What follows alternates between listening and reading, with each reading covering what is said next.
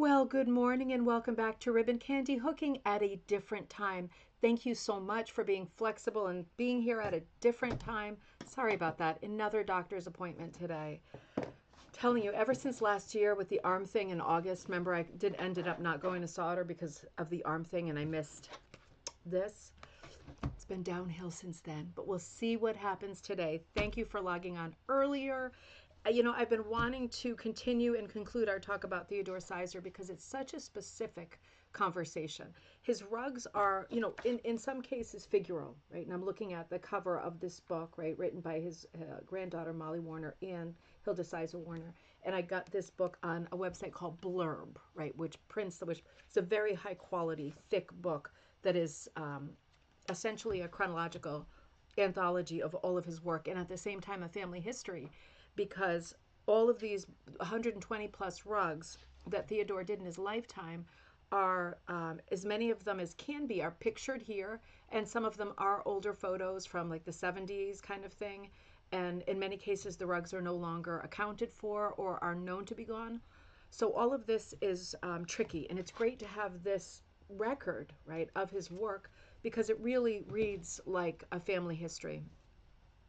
The whole expression personal mythology is kind of a modern, right? It's a modern expression. It came in kind of with the New Age movement, talking about what's important to you in your life, searching, finding, naming, right? So we each have kind of, I think everybody at this point in time is more familiar with the idea of creating your own mythology and identity, and based on the things that you found out about your past, the things you know about the now, and the things you hope for in the future.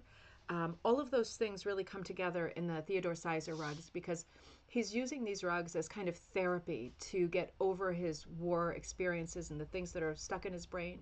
He's an art professor, so he's probably was a very visual person. When you are a more sensitive kind of visual person, things lock in your head. I can't imagine this with the scale of war, what that looks like or what that would have looked like to him. But I know that I accidentally watched a video on YouTube for 2 seconds the other day that is like now a real problem for sleeping. It was an animal video, right? You can report stuff, but we're not all prepared, right, for things that we see and things that we encounter. So his way of working through his memories and all of these visuals that were locked in his head was to start a new craft. And after a lot of experimentation with different other crafts, he landed on rug hooking, and it really was his destiny. So this book, again, published by Blurb, the website Blurb, BLURB.com, really makes the ultimate account, right? This book is the account of his life and of all of these rugs that are known and the best information possible for where they are now. So let's return to this and let's conclude this, because to me this is he's such an important person and such an important conversation within rug hooking, because for Theodore, with the exception of, for example, this rug has people on it, and he does people very, very well. He's an excellent graphic artist. He's an excellent 3D and 2D artist, right? It's not like he happened to do one good sketch for this particular rug. He's an excellent artist, and he works very much in the style of his day. So his first rug was made in December of 1949. And that is, we're hitting mid-century head on, right? Boom. And he for me looks like a lot of other his more graphic work, his figural work looks a lot like the artist Eric Revilius, if you know that artist. Also Eric Gill. There's a lot of like wood block print makers in the mid-century who have a really specific style. It's Theodore is like them. You can feel that it's the same place and time, but his work is quite different, and his work is very personal. And the interesting thing about his work, this is a preface, and then I'm going to say hi to everybody. The interesting thing for me about his work is that he's so creative, he's so artistic, he's so talented, but he really leans on geometry and symbolism. So that's something he's interested in as well, and I think that feeds into, in my imagination, I certainly don't know, that life at Yale, right? Because I'm right up the street from Yale, and we're a Yale family too. That life at Yale with a lot of a big divide between the faculty and the students, right? The students are on this moving conveyor belt. They're coming and they're going. The faculty is really ensconced. They've got a lot of clubs and bar areas and smoking areas set up where they meet each other often, cross paths, cross ideas, very highly elevated and intellectual environment, right? And he's part of this environment. And he's very interested in code and embedding code and symbolism. And it means something to him, a lot of the symbols that we see in his rugs, but not to us until it's explained to us in this book, right? And that's the beauty of this book. It's like when you go to the British Museum, which I hope you have or you can, and you're standing in front of that Rosetta Stone, and it's like, whoa. And you get the full impact of what that means, that is an early translator. It's an early Babelfish or whatever. And yeah, I don't think it's called Babelfish anymore. I think it's just called Babel. But you know what I mean. So it's so interesting, and it has so much value having this stuff decoded, right? Because then it becomes meaningful to everybody. And even more interesting because of the amount of embedding that he's done in the compositions of these rugs. It's so interesting to have somebody who has done so much with letters, text, and not always the same text or same font. He's done so much with letters, numbers, Latin, mottos, heraldry. It's so different than anything that we've seen before in rug making. It's a completely different body of work. It pulls from a different place. It's so interesting. It's so important to know his name because he's not like anyone else. He was not following in. He was taught. He was taught by an older lady. It's in this book somewhere, who I'm sure taught him in the Pearl McGowan style of extreme realism. Um, but he went out on a limb and did work that was much more graphic because it at that time, right, to have somebody teaching you in what I'm sure was the style of the day, right, it would be so unlikely that it wasn't, to have somebody teaching you in that style and to be artistic and confident enough to take away the technical parts of that information and say, I got what to do technically, I got my scissors, I got my hook, and I got my frame. That's it. Remember his drawing? And then to go on and say, but I'm going to evolve my work in a very different style. It's not going to be done in this style in terms of design, composition, and attack. I'm going to do something completely different. So he picked and chose the things that he liked about the craft, and then he went running in a million miles an hour in his own direction, and nobody had been there before. So he's such an interesting person to talk about and to look at, but we are not looking at rugs that are highly figural with scenes of barns and sheep and that these are not those kinds of rugs, right? These are more like you pretend you're in an Indiana Jones movie and you're in this secret sort of Masonic or Oddfellows meeting 3 stories underground, and the place is filled with smoke and booze, and there's one of these rugs on the floor. I think that would be much more fitting. God, let me get the right glasses on. Everything makes me dizzy when it's out of focus, right? All right, let me say some quick good mornings and then let's get going. Whew, it's getting warm. Kirsten, you have some tea instead of coffee. That's a good idea. I hope that is allowed. We will allow it this one time. Next time, you'll have to apply for a special permit if you are deviating from the title of the show. Just kidding. Tea sounds really good. Cheryl, great to see you, my love. Good morning.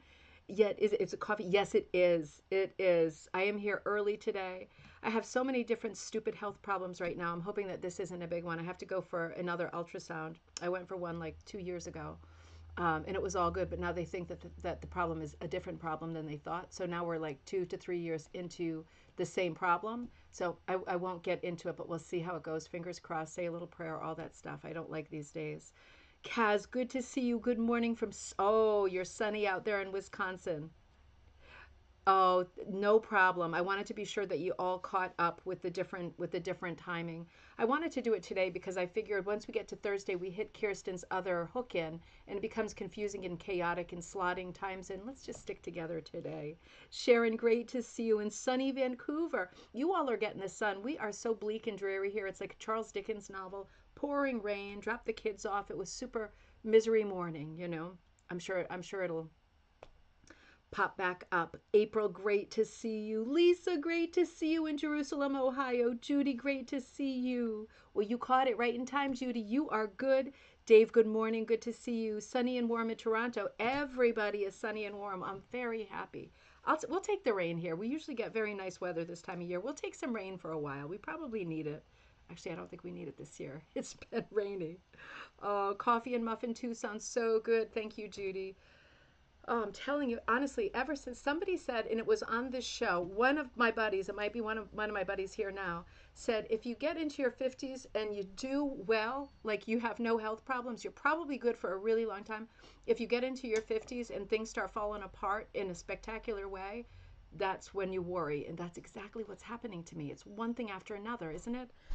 Anyway, let's go back to Theodore Sizer because I realized I forgot to show you. Remember when I went to Yale a couple of weeks ago? I saw two of his rugs, right? And one of them was this one with the people on it, right? The judge and the reverend. No, two reverends. Sorry, two reverends. The faculty club rug. Um, and then I saw a second rug, and we haven't looked at that yet. It's behind me. It's an all-text rug, and it was also meant for like a bar area. So let's look at that rug now before I forget, because unlike the rugs in this book, which are photographed probably by Molly, and different family members sending the rugs in, the photos in the slideshow that I couldn't show you last time because I was having that extreme problem with this platform, those are taken by me, and I have a pretty good camera on my phone. So we get to see really close up how he works. If you remember from the first time we talked about Theodore, he works in a very wide cut and he uses scissors. You know, it's a very wide cut into burlap. So this is an all text rug. I don't think it needs any introduction or explanation. A cocktail is a pleasant drink, mild and harmless. I don't think really cute. And the punctuation right on. I was looking at this quite a bit with Nancy, who showed me the rugs at Yale. She's in the decorative arts. She's one of the handlers in decorative arts. This is a beautiful, large oval rug. I had to get way up on a step thing to be able to take a photo down on it. This rug, unlike the other one that was at the faculty club, has binding only underneath it. And you can see there is some vulnerability on the edges of the rug. And it makes me wonder whether this rug was first and the other one was second. Let me see if they're in this book actually, and then we will know.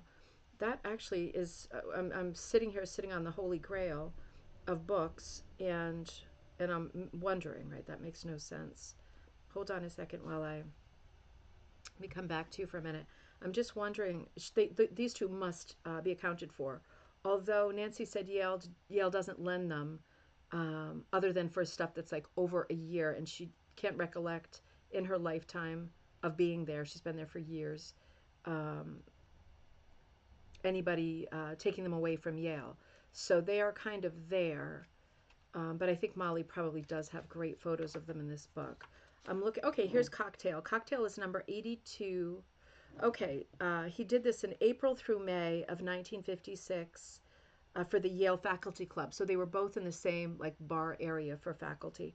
In 1978, when the faculty club closed due to expenses, Theodore's son-in-law, Yale treasurer John Eklund, arranged to transfer this rug and number 60, which has got to be the other one, to the Yale Art Gallery, where they remain as part of the collection. And that's where I saw them. So let me just check on, so this was 56. Let me just check on number 60 and make sure. Yep, that's number 60. So that one was done in February through April 1954. So he actually did this one in 54, right? And so this one's earlier, yeah, February through April. And then a few rugs later. Oh, this is his teacher. Oh my gosh. Hold on. Let's look at this.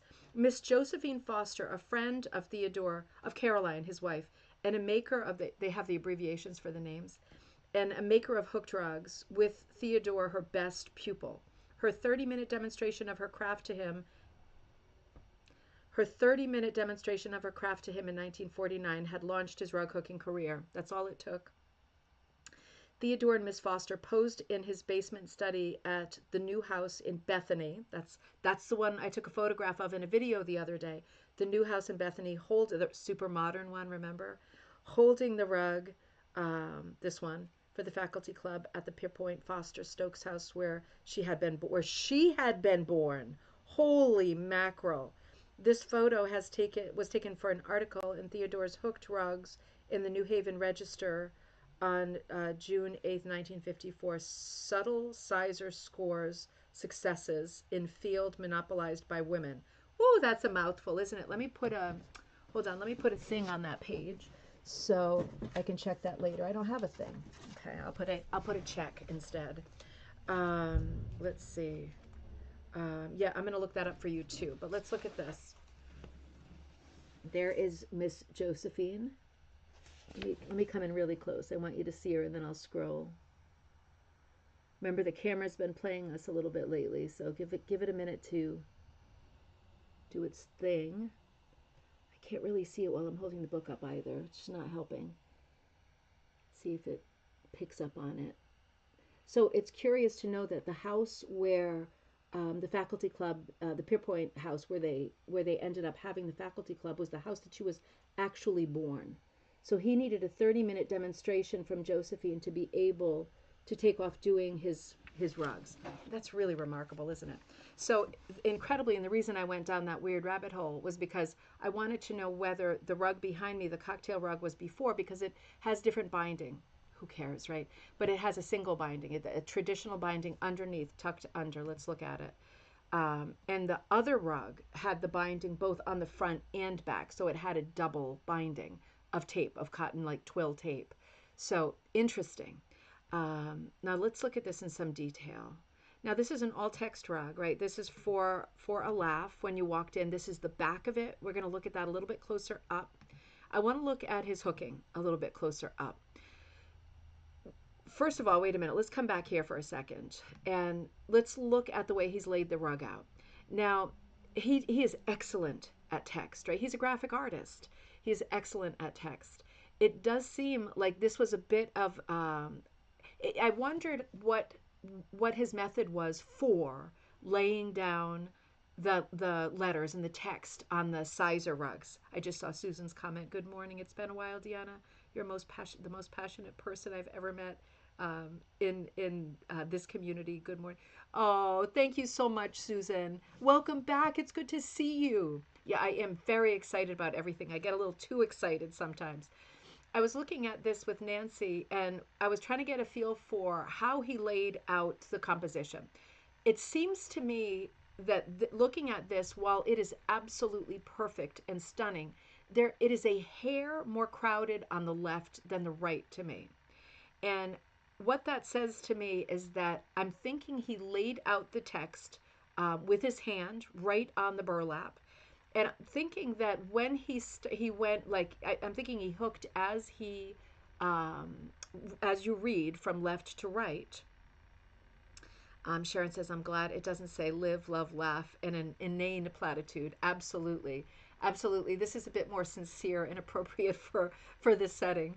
Like those commercials, those insurance commercials, like, do you need a sign that reminds you to live, love, or breathe? Or, it's just, those are so funny.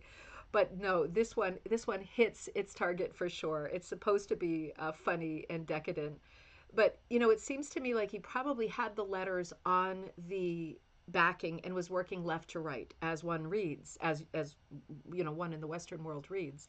So I think what probably happened, because it does to me seem a hair, and this is head on. This is head on. This isn't like, like it has a weird concave feel because of the way I was standing. It's dead on. So, and looking at it even more so, it was a little more crowded on the left. I think he probably was erring on the cautious side as he began hooking. You know how we say, do we hook inside the line, outside the line, or on the line? I think he was probably, because you can fiddle that and wiggle that a hair, I think he was erring on the cautious side and hooking everything a little left. And then when he got toward the middle, he realized he had more than enough room, and he eased up a little bit and gave the letters a hair more breathing space. Pretty consistently that happened, particularly with the busiest two lines. But I think it's really absolutely a stunning rug. It's very difficult to do text this well. I really believe that he drew directly onto his backing. This is hard to do. This is really hard to do. And you can see that he consistently executed the text with 2 rows of hooking. that were as thick in size as his other background loops. You can tell by looking at it. Let me pull up maybe a better example. Oh, this is the binding I was telling you about. So this is an absolutely acceptable, high-end, well-done binding, but with the other faculty rug, he had this binding wrapping around the front and back. So there were no loops touching the edges. So this one is a little bit more worn. It's still in excellent condition. It's a little bit more worn than the other. When you look at his rugs close up, and I know I'm flashing through them because we're just looking at text, he is leaving all of his tails up, right? If you look at the size of the sides of the letters, he is leaving all of his tails up. And it's interesting to see because Nancy is not a hooker who showed me these rugs. And she said, "Ooh, did he make mistakes where there were like little pieces?" And I said, "No, that's exactly what you're supposed to do. Leave your tails up so you don't accidentally pull them out from underneath," right? He did it exactly by the book, just what Josephine told him, right? So this is the one area that's really vulnerable on the border of the rug. It's not a big deal. You can see there's not a hole and there's not pieces missing. This is also a good example of looking at technique. So you can see from this picture where his strips ended because you can see the tail squeezed in. So you know they are consistently ending in the same places, right? He is working, he's doing directional hooking that makes sense. He's not doing hit or miss fills, and I still have not put that class up. I'll do that later. Well, there's so many ways to do hit or miss, and that's what we're going to be talking about in an upcoming class. But with this particular rug, and he's done that too, but with this particular rug, he's just doing horizontal across hooking in between the rows of text. And he's ending in the same place each time. So he's probably using like a sleeve or a pant leg, and he ends at the same time pretty consistently. And then he moves to another garment or strips that are cut from something else, and he's a little bit shorter, and he uses those in order. Looking at this makes me also think that he cut as he went. And the only reason I say that is because when you cut up a garment, you have got lots of different shapes, right? And thus lots of different lengths of strips.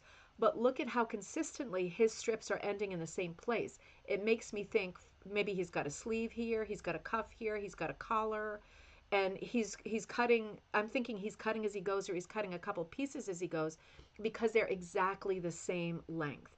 And that's pretty unlikely. That's unlikely slash impossible when you're working with clothing, right? Recycled clothing, which he was.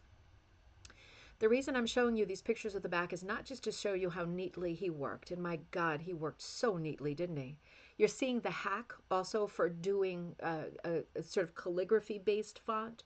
And that is to sometimes have the two where you want it thicker, where the nib would be the flattest, widest point, and go to one row of hooking where you want it to be thinner, like the side of the nib. You see what I mean? That is the hack, right? You stick with two and you move to one when you want it skinnier. As simple as that.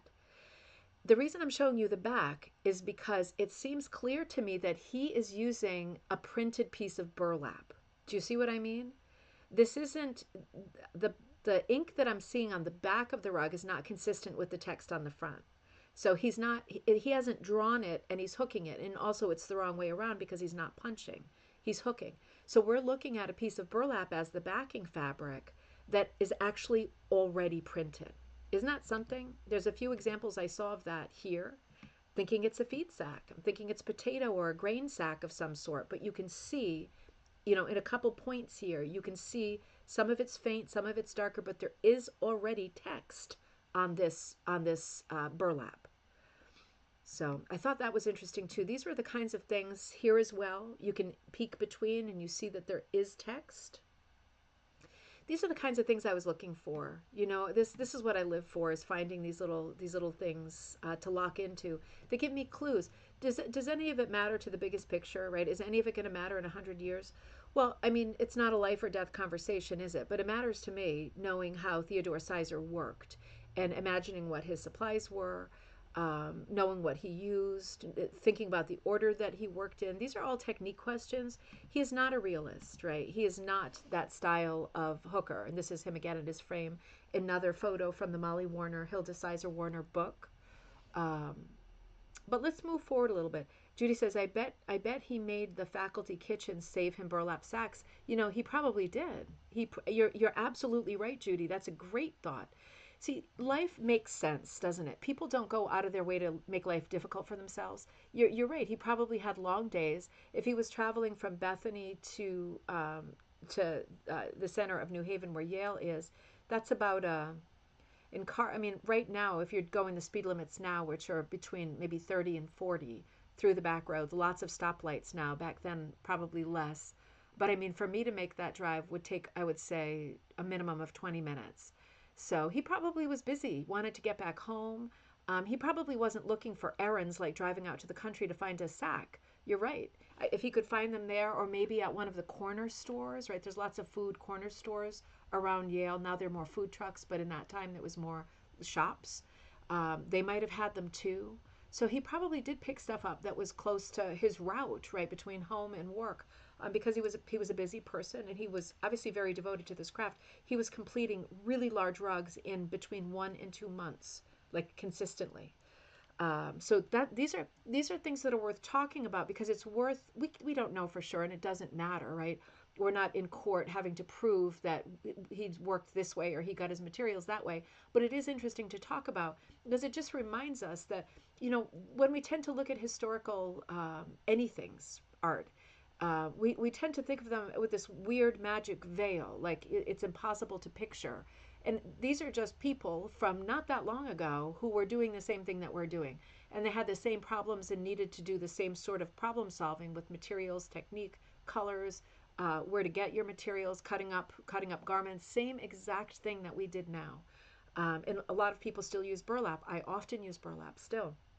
So it's interesting to talk about it because I think it not just normalizes the work of someone who's obviously a genius and extremely gifted and head and shoulders above 99.99% of hookers, right, including me. But it's important to talk about the way that he worked and figure out these little mysteries because we can picture him better, right? It makes him more dear. It makes him more immediate, thinking about who he was, the way he worked, what his patterns and routines are, what he liked, what he was trying to do. He's such an interesting person. So that was we saw that in the last episode. We saw this. I showed you this yesterday, so I'm going to kind of skim by that. Or on Monday when I was struggling with the camera. We looked at the cockatoo, remember, for Cochrane, family name Cochrane. We looked at all, I think, 4 of the Cochrane rugs. Now let's start here. I'm keeping my eye on the time. This is number 4. This rug is number 4, and this was made in February of 1950. So he started his rugs in December. He finished his first rug in December of 1949. In February of 1950, he's on his 4th rug. So this is the kind of great guns. And remember, his family called his work Grandpa's or Dad's fancy work. And fancy work is a term that refers to like women's needlework and like lace making and the literally fancy parts of like your wardrobe or the decorative stuff you'd put around your house. So it's a bit of a joke and maybe a little bit of a subtle, not jibe, but a little bit of a teasing term. Grandpa's fancy work. So this is number 4. He's obviously busy with his fancy work. And it must be clear to the family immediately that this is a huge passion and this consumes him for many, many hours of his days now. This is called the vegetable rug for Caroline. In addition to the names Theodore and Caroline, this rug depicts all the vegetables we were growing when I made it. Theodore was quoted in an article in the New Haven Register in 1954 by saying, the rug is now owned by, I'm sorry, that was the quote. All the vegetables we were growing when I made it. Those are what's inside this composition. The rug is now owned by Theodore's granddaughter, Edie Warner of Mercer Island, Washington. It is destined eventually for her son, Ted Kinch, one of the 8 Theodore Sizer descendants named Theodore. Oh, that is lovely. It is currently being repaired. Note the unraveling edges, which are typical early wear.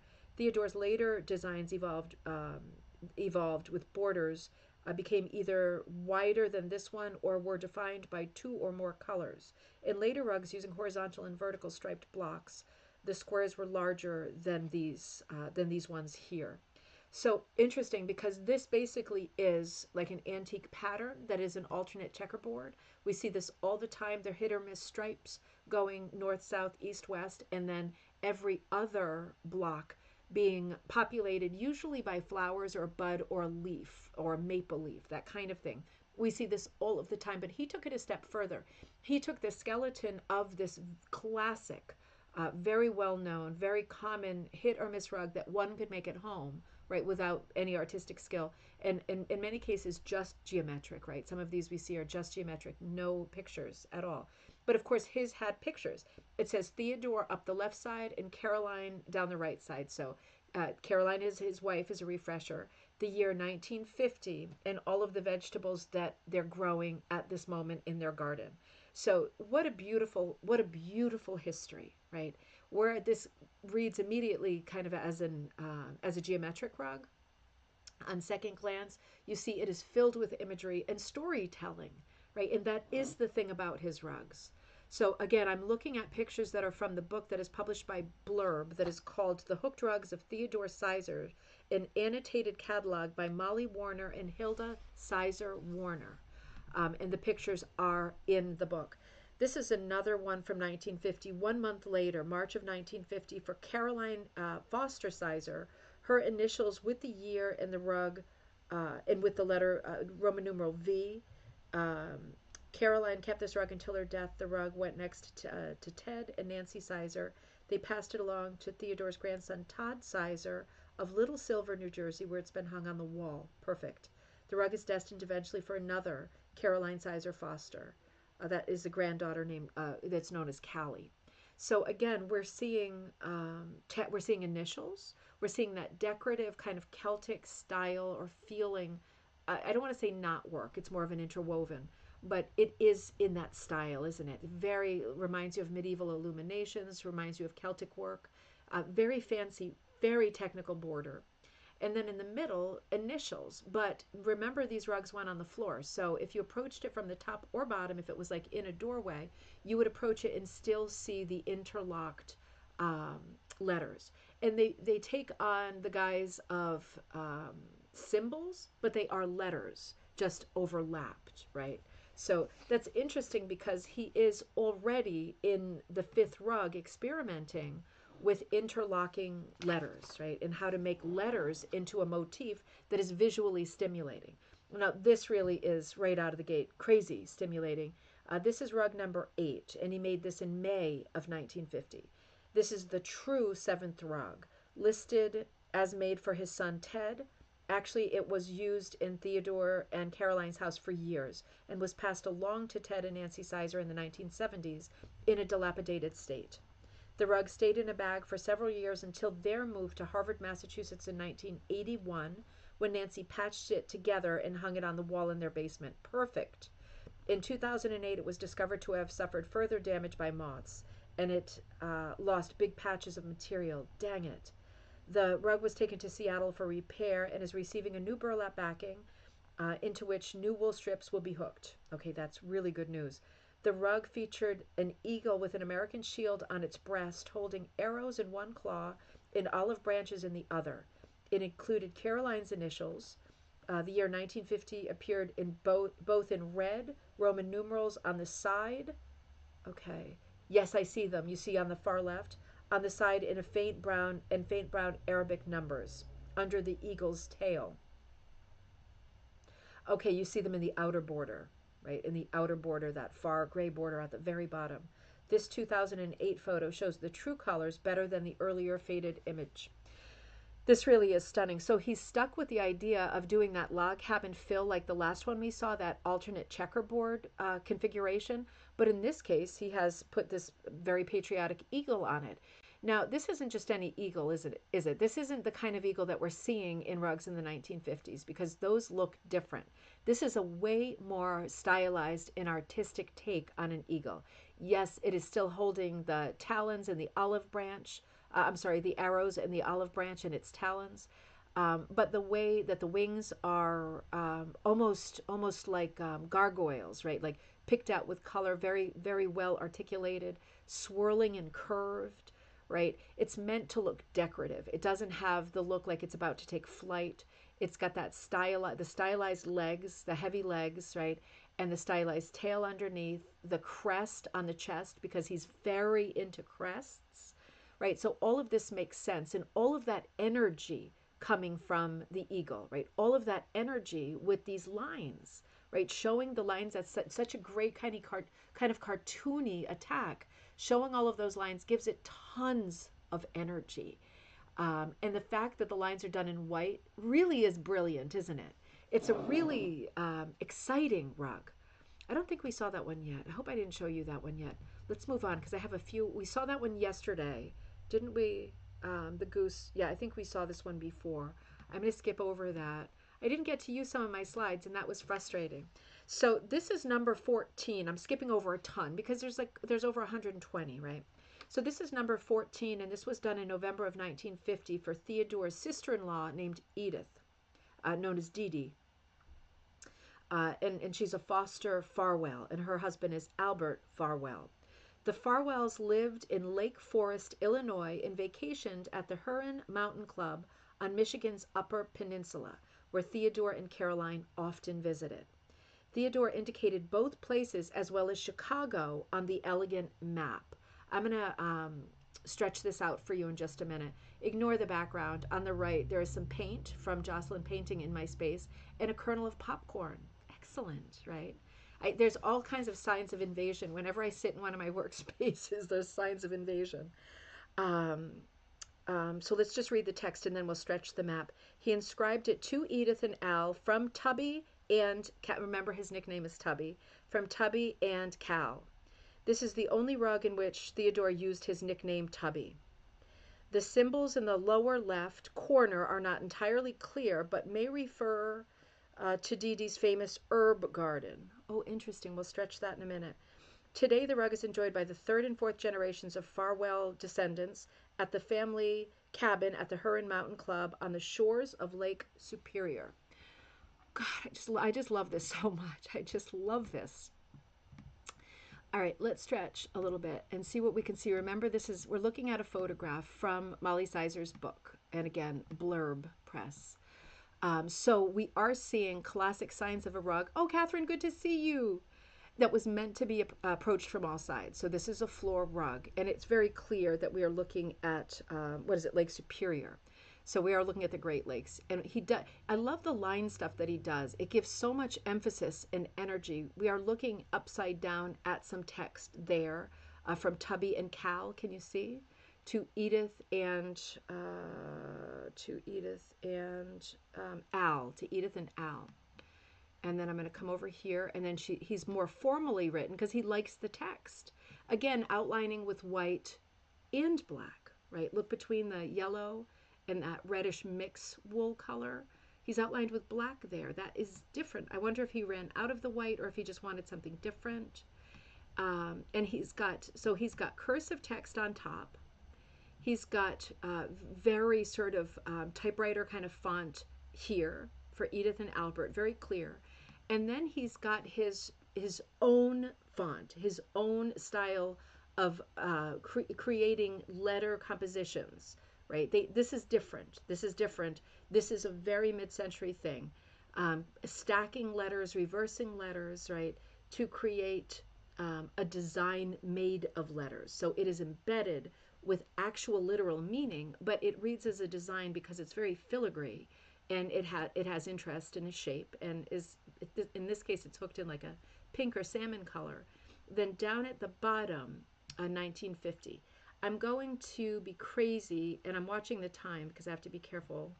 I'm going to be crazy. Oops, wait a minute. That was the wrong kind of crazy. I'm going to try to spin it. Hold on one second while I fool counterclockwise. Let's go this way. And I'm going to stretch it one more time, see if we can make out anything that has to do with herbs. Gosh, that's a hard one. From this photo, that's a hard one. I'm thinking about the figures that he did. You know how he did here, let me show you one. Let me find one and show you one.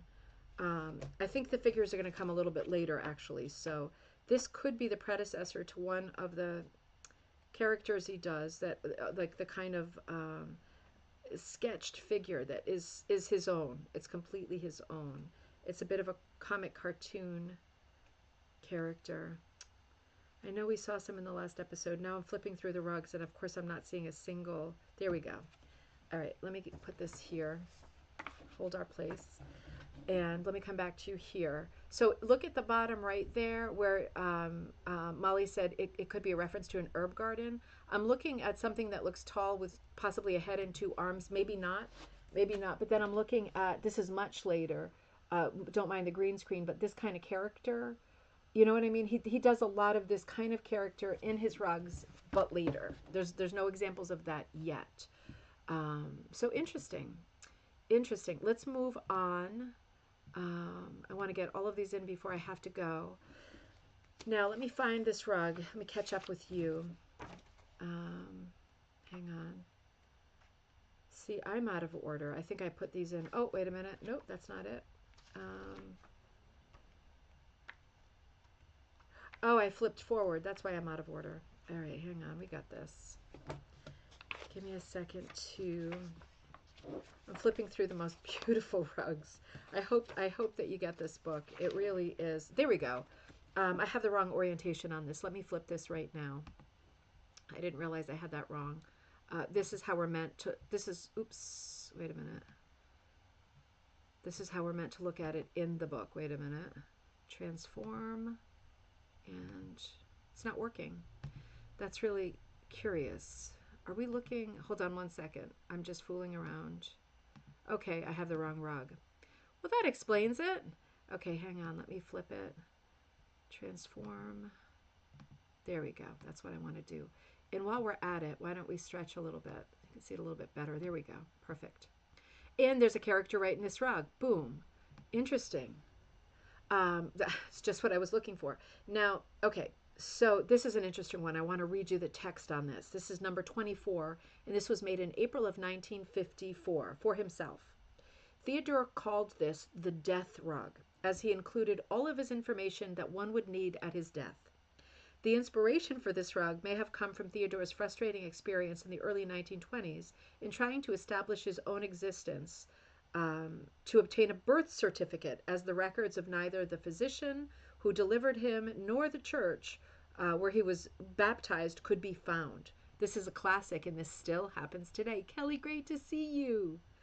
Isn't that incredible? This still happens today, doesn't it? I know there are a bunch of stupid companies that are still sending things to my dad, who's passed away years ago, to my mom, who can't access them because she's not him and because he's not alive, right? These things still happen today. So it's funny that in 1951, Theodore was thinking about this in a way that he was trying to create a practical record of all of the passwords and information everybody needed.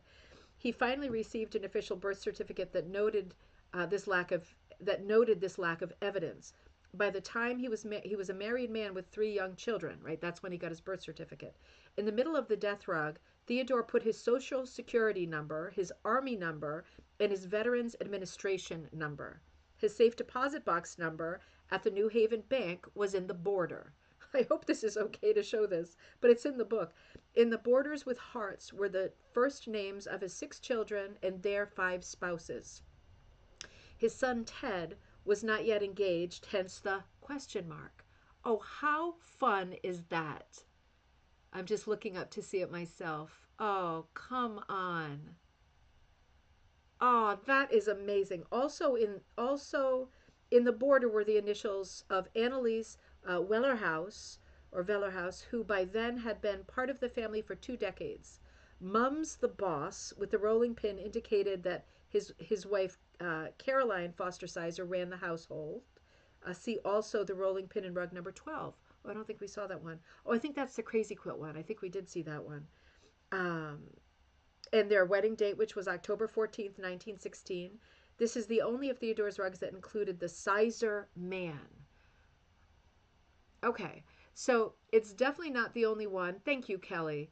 It's definitely not the only one that includes a stylized cartoon man, because we just looked at another one. But in this case, this one says Sizer. Do you see? So that's interesting. He's actually made, the S is a little bit unclear to me, because I guess the S is the head.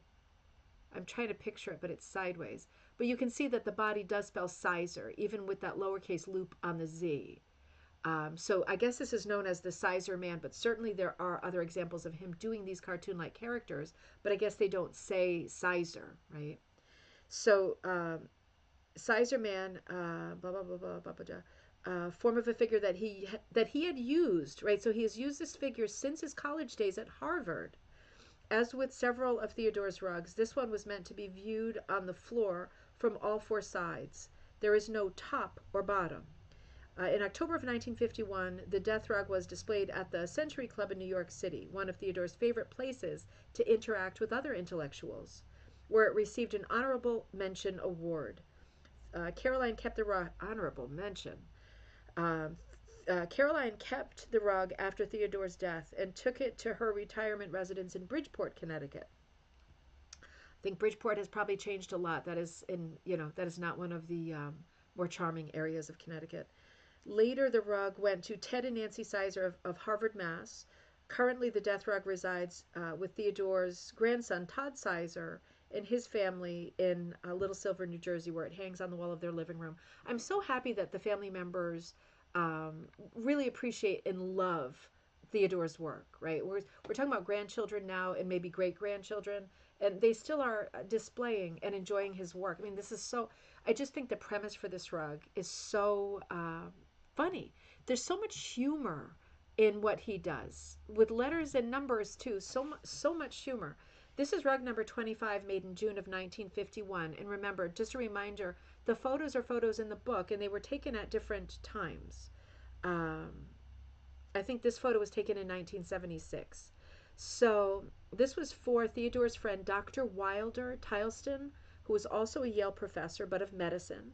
In addition to his name and the year, which is in Roman numerals on the left side of the photo, Theodore included a Charlie horse, a baseball, and crossed baseball bats of unknown significance.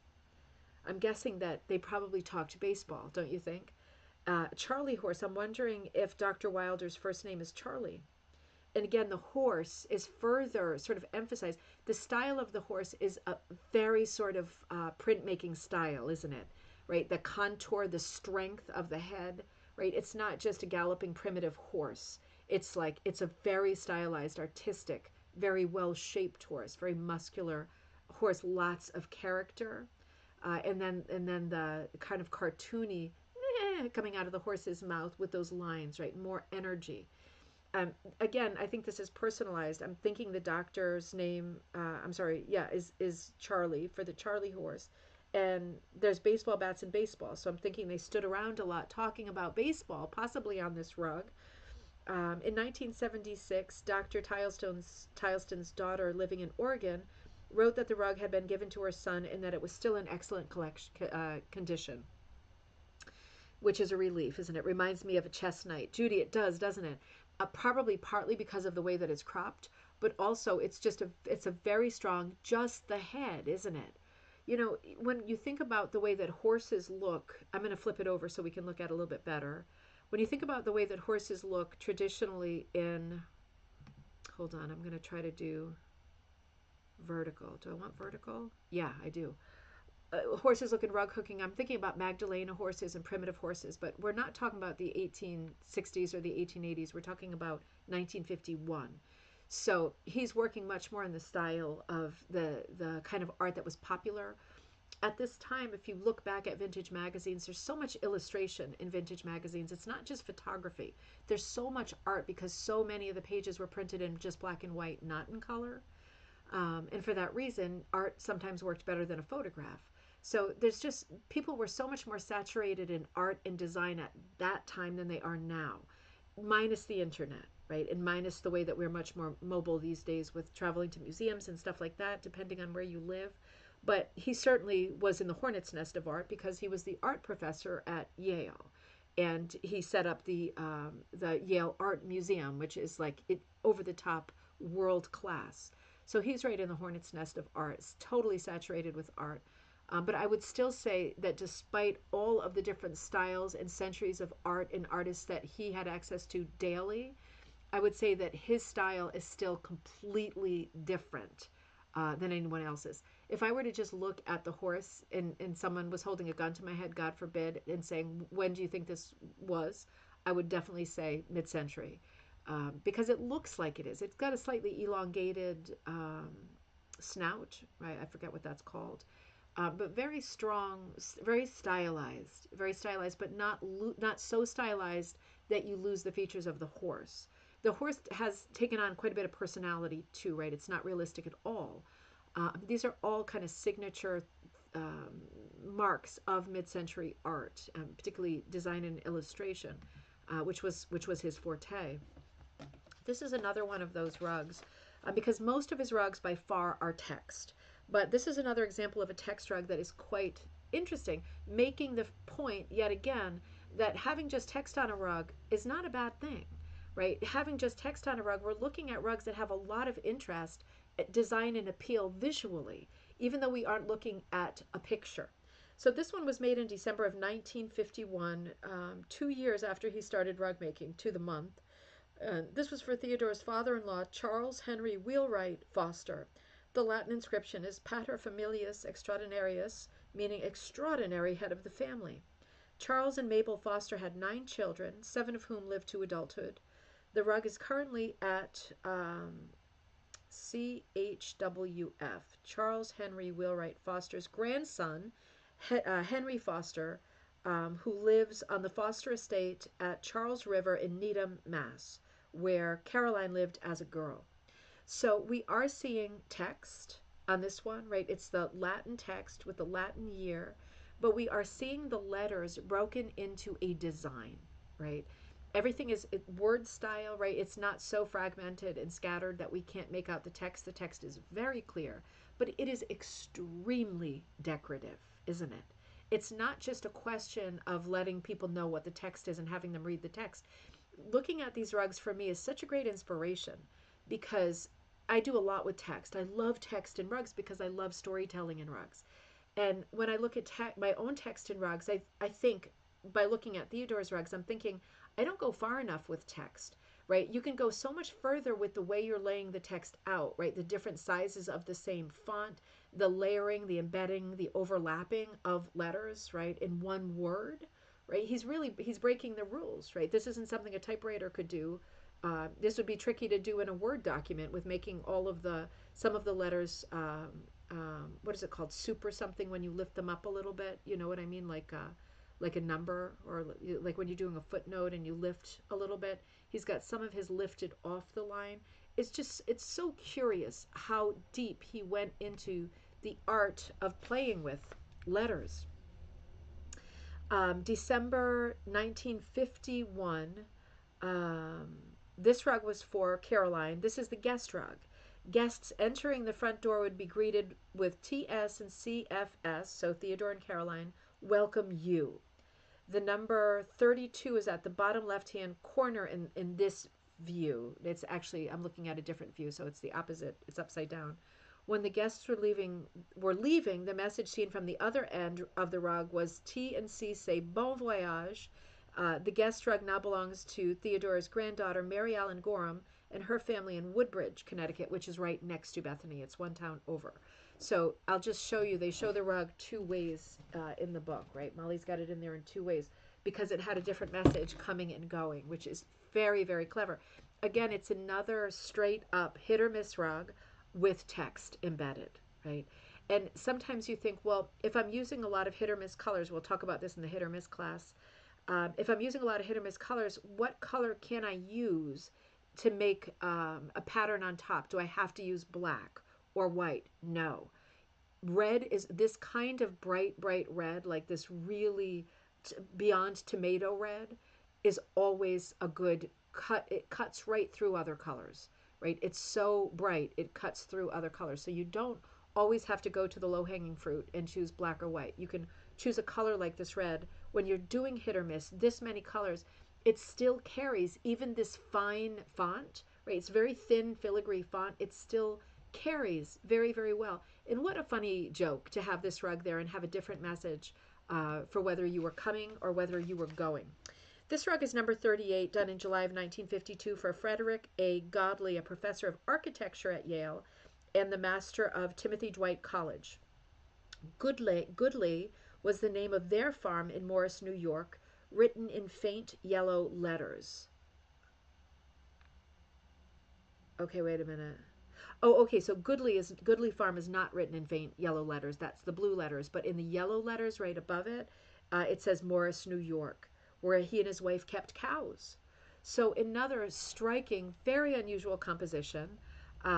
There's a few things going on here. He's got the cow, obviously the cow head up top. So we're looking at something figural. We're looking at his directional hooking again, which in this case goes north to south. This is not a rug that reads from every direction. This is like a one-sided rug, right? I'm not sure. What do you think that motif is that's cutting diagonally across? Is that like plows, like plowland, strips of plowland or something? And then around the top, over the cow's head, it almost looks like barbed wire. Maybe it's like the fencing for the cows. I don't know a lot about farming, I have to say, but visually, another stunning rug. Kelly says the horse from the last rug is incredible. Need to show my husband. Maybe he'll want to try hooking. Absolutely, right? Judy says, "Hey, Ricks." Interesting. I don't know what a rick is. Is it like something made of wood, or are those brown things dirt? Hay ricks. Are they? They're different than hay bales because they look like they're like little clamshell shapes. Aren't I awful? Aren't I awful? I need to get out of the city. That's it. We're trying. We're trying very hard. I will hold on learning more about the hayricks. I want to show you a couple more really fast that are in. Oh boy, I got a bunch more. I'm not going to make it, am I? Let's do this really fast. I really want to show you a few more, but I don't want to be late for my appointment. May of 1952, for Theodore's granddaughter, Molly Warner, right, the author of this book, a pinwheel with her name's initials and the year. Theodore played with the initials MHW, which appear the same way upside down and right side up. This rug is in good repair as it has been used as a wall hanging for many years, and it's still owned by Molly in Seattle. Interesting. So this is like a sampler for him with his love of text and playing with fonts, right? He's just playing with Molly's name. With the exception of the year, he's just playing with Molly's name, and he creates this super geometric, very clever pattern that is broken up really by color. And you notice the green in the center and the yellow on this side. It looks like there was more of a pink down below. And I'm thinking there were three more colors that might have faded slightly, or three different versions of white or very light pastel values. He is outlining an orange and mustard yellow, which is adding more color. It's not a boring rug to look at all. It's very, again, very stylized and very clever and transparent play here, right? With all of the different fonts. This is what he really loves. He really is the master of putting together a font and an image, right? Now, this one's interesting. So, number 44, December 1952, for Isabella Hollister, Holly Tuttle, widow of Emerson Tuttle, master of Davenport College and curator of prints at the Yale Art Gallery, who made etchings of birds. This is a map of Nantucket with lighthouses, shows the Tuttle's house with the red circle. So you see the dit dot in red that has sort of concentric yellow stripies around it. You see the two lighthouses on the sides with the sort of radiating, or three, counting the one on the top, radiating that light out to sea. Built by, so their house was built by Josiah Coffin in 1724. Don't get me started. Oh my God, I've been reading again. I've been listening to on Audible. Every once in a while, I listen to the book called I think it's called A Way Offshore by Nathaniel Philbrick. It's a history of Nantucket. Every once in a while, I listen to it just to refresh. This is amazing storyteller, but I particularly love the Nantucket book, A Way Offshore. And he talks about the coffins throughout the whole book. Just, if you have any interest in history, and particularly whaling history, you have to listen to or read this book. It's just phenomenal. But they lived in the Josiah Coffin House, and maybe still do, built in 1724. The concentric circles around the house indicate excitement.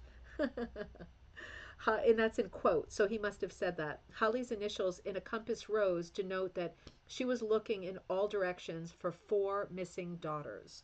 So the daughters were, they have, the H is there, right? She's looking in all, the symbolism, right? The symbolism is just incredible. Oh, I'm already late. Let's do one more. Yeah, let's do this last one. So this is an interesting rug as well. I mean, I picked ones that were a little bit more figural so that we could talk about the geometry and the storytelling with the letters, but also once in a while look at a picture. So this is number 50, and he made this in April of 1953 for Daniel Merriman, who was a Yale professor of oceanography and the master of Davenport College. Theodore, okay, so I'm going to show you a picture of Theodore holding the rug in a second, 1954. He depicted his friend, Daniel, as a merman, a play on the name, merman. Oh, like Merriman, merman, get it? Daniel Merriman. As a merman holding a fish and a cross from the shield of Davenport College, right, where he was the master. In designing the rug, Theodore asked a number of people whether mermen had beards.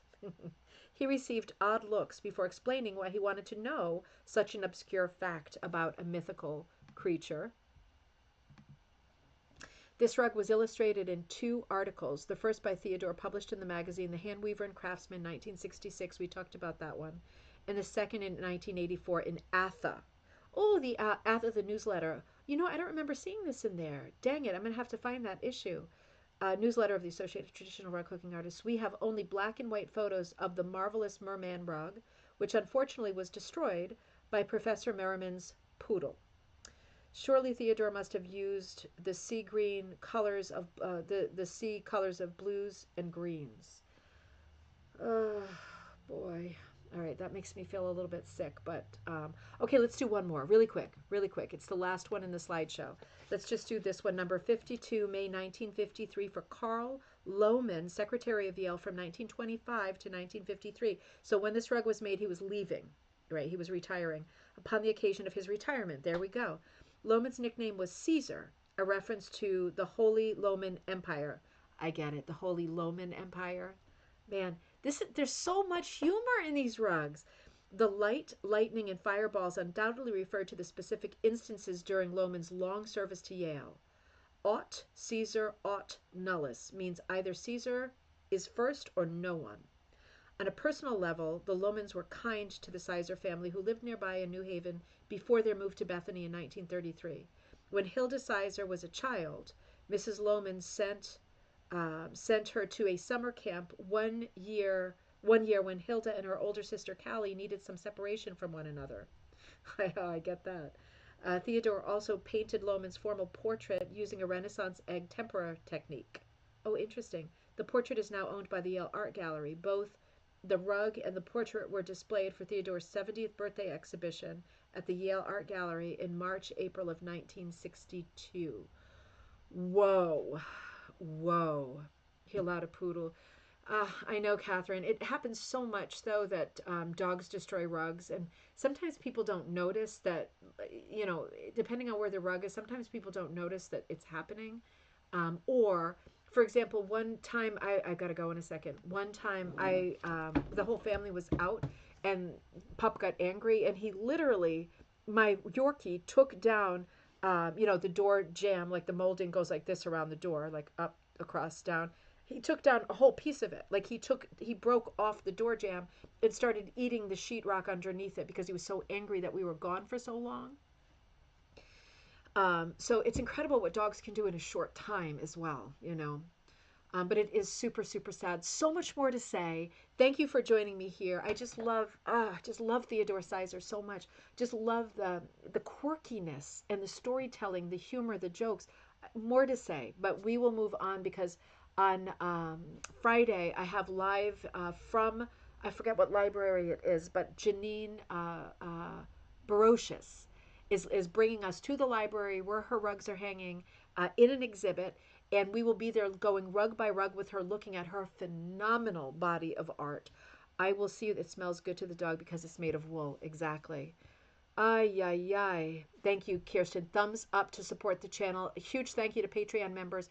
I have started drafting this month's letter to Patreon members, all Patreon members.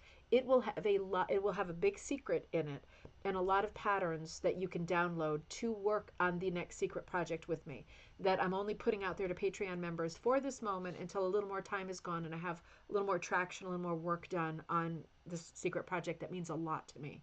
So if you are a Patreon member, or if you join as a Patreon member, you'll get that email later today and all of the past emails with all of the free patterns that I've put out. But there will be quite a few this afternoon for you after I get back from the doctor. I will see you then, fingers crossed.